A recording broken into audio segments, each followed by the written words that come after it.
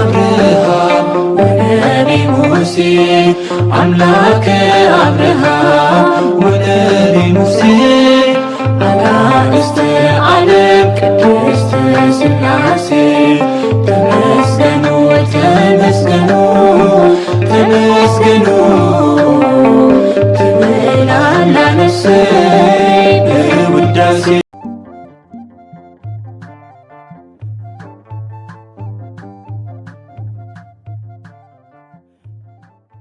በስመ ሥላሴ በስመ አብ ወወልድ ወመንፈስ ቅዱስ አሐዱ አምላክ አሜን።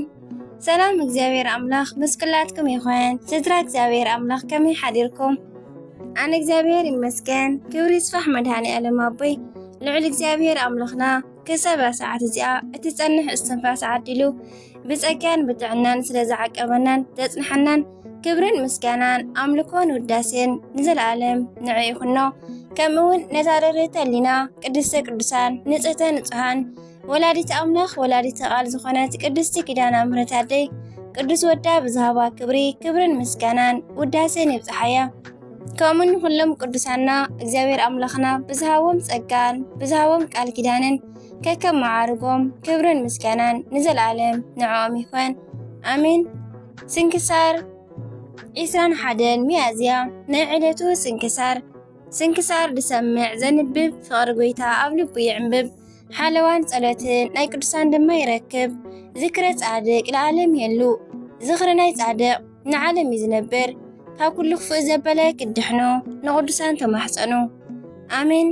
21 ሚያዝያ ወርሓዊ በዓል እመብርሃን ወላዲተ ኣምላኽ ቅድስተ ቅዱሳን እዩ። ጸሎታን በረኸታን ኣማላድነታን ጣዕሚ ፍቕራን ናይ እመብርሃን ኣዴና ምስ ኩላትና ይኹን ኣሜን። ዓመታዊ ናይ ዕረፍቲ በዓል ብሰላም ኣብፅሐኩም ኣብፅሐና። ኪርያ ላይሶን ኪርያ ላይሶን ኪርያ ላይሶን። ብሩኽ ናይ ሕማማት ሰሙን ድማ ይግበረልና ኣሜን። ቅዱስ ብርታዎስ ሐዋርያ ቅዱስ ብርታዎስ ኣብ ሓዲስ ኪዳን ናይ መጀመርያ ውዳሴ ማርያም ደራሲ እዩ። እዚ ከመዩ እንተበሉ ጎይታናን ኣምላኽናን መድሓኒናን ኢየሱስ ክርስቶስ ብፍቓዱ ሞይቱ ምስ ተንስአ ድሕሪ 8 ዓመታት ቅዱስ ሐዋርያ ጳውሎስ ኣመነ። ምስ ኣመነ ድሕሪ 6 ዓመቱ ማለት ካብ ናይ ኢየሱስ ክርስቶስ ዕርገት ድሕሪ 14 ዓመታት እንዳሰበኸ ግሪኽ ኣቴና በፂሑ ንብዙሓት ፍላስፋታት ናብ ክርስትና ከምጽእ ከሎ ሓደ ካብኣቶም ቅዱስ ብርታዎስ ነበረ።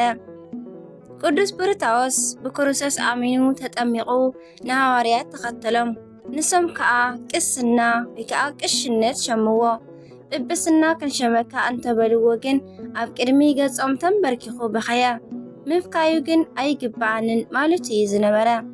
ቅዱስ ሐዋርያ ብርታዎስ ስለ ድንግል እመቤትና ክዕልሉ ክሰምዕ ከሎ መዓዝ እየ ክሪያ እንዳበለ ብፍቕራ ይቃጸል ነበረ። ሓደ ግዜ ግን ወሰነ እሞ ንእመቤተይ ከይረኣኽዋ ድቃስ ኣይርእን ኢሉ ብሽምግልና ኣእጋሩ ካብ ግሪኽ ናብ ኢየሩሳሌም ተጓዓዘ። እቲ ዘገርም ንሱ እስራኤል ወይ ከዓ ጽርሐ ጽዮን ዝበጽሐ ብ49 ዓመተ ምህረት ጥሪ ዕለት 21 እመቤትና ክትዓርፍ ሰዓታት ክተርፋ ከሎ ነበረ። እዚ ቅዱስ ሽማግለ እመቤትና ብኣካለ ስጋ ስለ ዝረኣያ ኣብ ቅድሚኣ ከንብተይ ዘለለ እንዳሰገደ ከዓ ኣመስገነ። እመብርሃን ቅድስቲ ድንግል ማርያም ኣዴና ከዓ ብንጹሃት ኣእዳዋ ባረኸቶ እሞ ኣዕረፈት። ኣብቲ ግዜ ምስጢር ተገሊጽሉ ዜማን ቅኔን ዘሎ ናይ መጀመርያ ውዳሴ ማርያም ኣብታ ዕለት ደሪሱ ንሐዋርያት ሃቦም። ንሳቶም ከዓ ካብቲ ናይቲ ምስጋና ብጣዕሚ ዝተለዓለ ተደነቑ እሞ ካብ ሓዘኖም ከዓ ተጸናንዑ።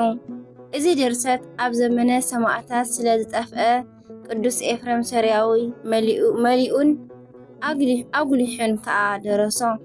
ቅዱስ ብርታዎስ ግን ብዙሕ ሃገራት ብሐዋርያነት ኣብፂሑ ብጽቡቕ ሽምግልና ዓረፈ።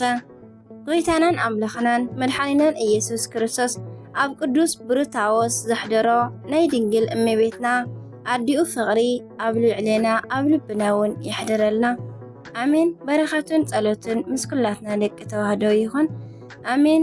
ሚያዝያ ዕለት 21 ዝኽበሩ ዓመታዊ ናይ ቅዱሳን በዓላት ድማ ቅዱስ ብርታዎስ ሐዋርያዊ፣ አባ ዕምባቆም ጻድቅ ሰባኪ ሃይማኖት ዘደብረ ሊባኖስ ብትውልዲ የመናዊ ብጸጋን አገልግሎትን ግን ኢትዮጵያዊ አቦዮም ደራሲ ሰማዕት ባህታውን ሊቀ ምኔትን እውን ነበሩ።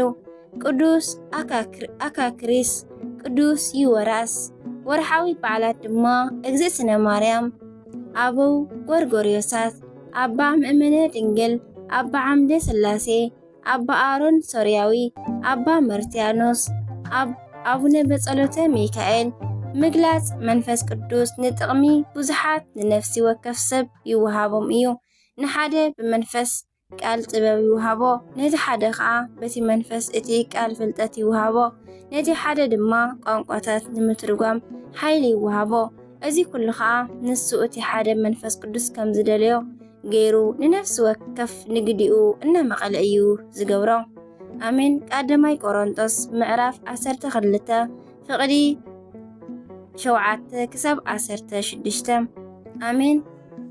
ስንክሳር ድሰምዕ ዘንብብ ፍቕሪ ጎይታ ኣብ ልቡ ይዕንብብ፣ ሓለዋን ጸሎትን ናይ ቅዱሳን ድማ ይረክብ። ዝክረ ጻድቅ ለዓለም ይሄሉ። ዝወደቐ ዝነጠበ ቃል ኮነ ዜማ ፊደል ብኣፈ ቅዱሳን ትጓን መላእክቲ ተኣርመለይ። ስለኹሎም ዓመታውን ወርሓውን ተኸቢሮም ዝውዕሉ ቅዱሳና ድማ በረኸቶም ይሕደረና።